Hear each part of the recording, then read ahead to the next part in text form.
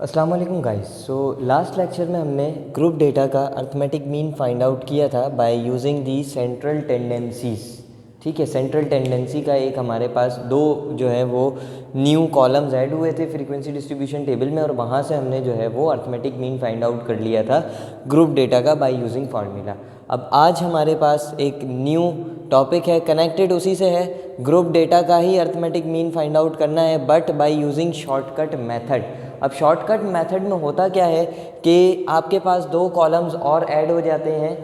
Group data में हमने पहले 4 कॉलम्स बनाए थे, सेंट्रल 5 कॉलम्स बनाए थे जो हमारे पास क्लास फ्रीक्वेंसीज थी, क्लास इंटरवल्स थे, सेंट्रल टेंडेंसीज थी, उसके अलावा एफएक्स का ये कॉलम्स हमने बना के किया था। यहाँ पर हमारे पास दो न्यू कॉलम्स आ गए हैं, डेविएशन और एफ मल्टीप्लाई बाय डी। तो अब ये डेविएशन जो है वो कैसे कैलकुलेट करेंगे, कैसे फाइंड आउट करेंगे, फिर एफ इंटू डी कैसे फाइंड आउट करेंगे, और उसके बाद जाकर हम फिर अर्थमेटिक मीन फाइंड आउट करेंगे। अच्छा, यहाँ पर सबसे पहले तो सेंट्रल टेंडेंसीज़ के बारे में मुझे पता है, तो सेंट्रल टेंडेंसीज़ मैं जो हूँ वो फाइंड आउट कर लेता हूँ। यहाँ से सेंट्रल टेंडेंसीज़ कैसे फाइंड आउट करते हैं, मैं प्लस करता हूँ दोनों लिमिट्स को, upper limit plus lower limit divided by 2, 6 divided by 2 I will get 3 here, then 6 plus 10 upon 2 equals to 16 upon 2, I'll get here 8. Then 11 plus 15 upon 2 equals to 26 by 2, this will be equal to 13. Then 16, sorry, I'll write it like this, 16 plus 20 divided by 2 equals to 36 upon 2 equals to 18. अच्छा, उसके अलावा यहाँ पर हमारे पास frequencies given हैं 10, 12, 14 and 16। सबसे पहले central tendencies हमें निकालनी आती थी, हमने फाइंड आउट कर ली। हमें एफ इंटू एस के लिए, एफ इंटू एक्स के लिए वैल्यूज़ मिल गई हैं। एफ हमारे पास 10 है, यहाँ पर एक्स हमारे पास 3 है, मल्टीप्लाई करेंगे विल गेट हेयर 30। एफ हमारे पास 12 है, एक्स हमारे पास 8 है, we will get hair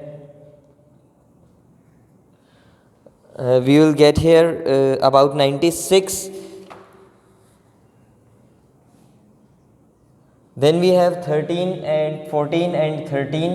14 and 13 को जब हम मल्टीप्लाई करेंगे तो हमारे पास आ जाएगा 182।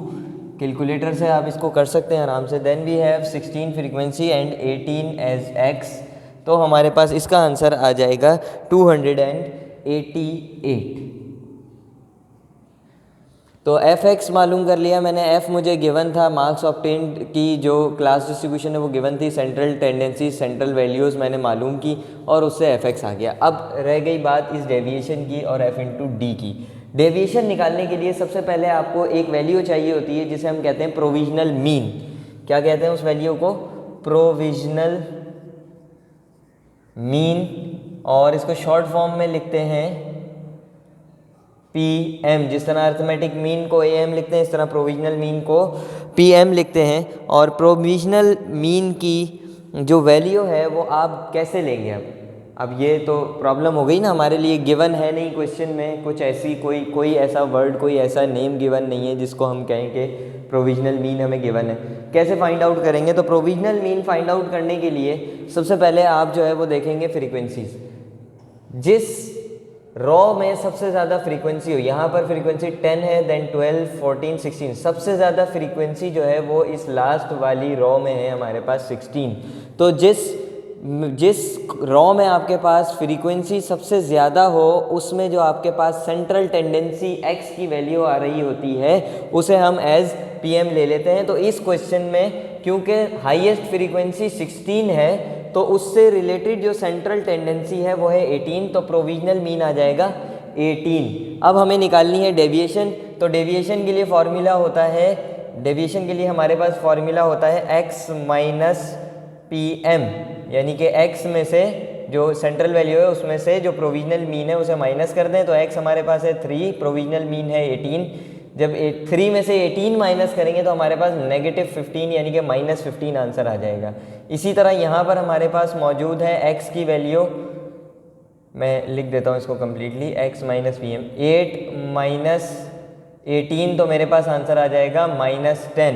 इसी तरह नेक्स्ट मेरे पास है x की वैल्यू 13 और उसमें से PM माइनस करना है, PM 18 ही यूज़ होगा जो एक मरतबा ले लिया है, ये हमारे पास आ जाएगा -5।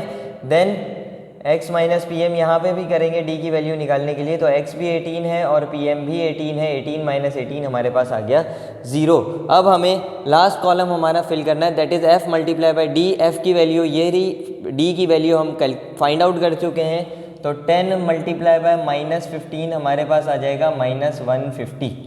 इसी तरह 12 मल्टीप्लाई बाय 10, 12 मल्टीप्लाई बाय -10 तो हमारे पास आ जाएगा -120। देन 14 मल्टीप्लाई बाय -5 तो हमारे पास आ जाएगा -70। देन 16 मल्टीप्लाई बाय 0 तो हमारे पास आंसर आ जाएगा इसका 0।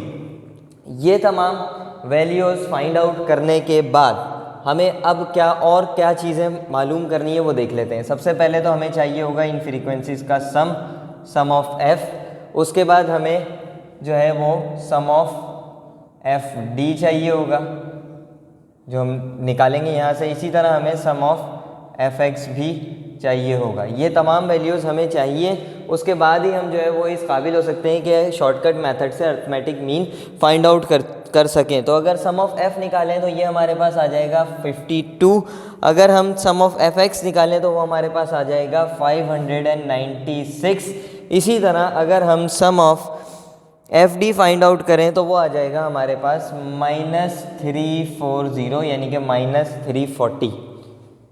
ठीक है, इसको आप कैलकुलेटर से प्लस माइनस करके देख सकते हैं, यही वैल्यूज़ आएंगी। अब आ जाते हैं कि टेबल हमने फिल कर लिया, कॉलम्स हमारी समझ आ गए किस तरह कौन सी वैल्यू फाइंड आउट करनी है। शॉर्टकट मेथड में डेविएशन भी चाहिए होता है और FD भी चाहिए होता है। अरिथमेटिक मीन का फॉर्मूला क्या होगा?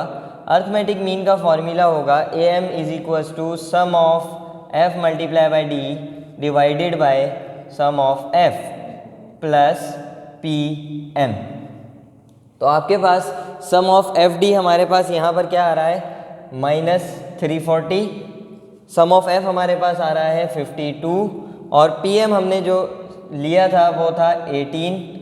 ये हमारे पास कुछ वैल्यूज़ आ गई। अब हम इनको जो है वो -340 को डिवाइड करेंगे 52 से और उसके बाद उसमें 18 कर देंगे प्लस।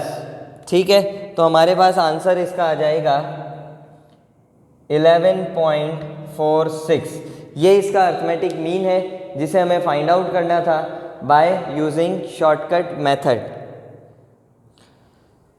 आई होप आप लोगों की ये समझ में आ गया होगा। अब इसी से रिलेटेड बिल्कुल एग्जैक्टली सेम जो है वो आपने काम करना है क्वेश्चन नंबर 9 में। तो क्वेश्चन नंबर 4 मैंने करा दिया है, क्वेश्चन नंबर 9 आपका होमवर्क है जो कि पेज नंबर 75 पर मौजूद है। काइंडली कॉपीज़ को प्रॉपर्ली मेंटेन रखें, इंडेक्स ज़रूर फिल करें। उसके अलावा डेट फॉर्मेशन आप लोगों को बता दी गई है, अक्सर बताई जाती है, यहाँ पे भी मैं बोर्ड पे भी मेंशन करता हूँ और बताता भी हूँ वीडियोस में। तो डेट फॉर्मेशन का ख़ास तौर पर ख्याल रखें, अपनी कॉपीज़ को जो है वो प्रॉपर मेंटेन रखें, प्रॉपर वर्किंग करें उसमें, और ऑन कॉपी सबमिशन डे उन्हें लाजमी तौर पर कंप्लीट वर्क के साथ सबमिट कराएं। Thank you very much for listening.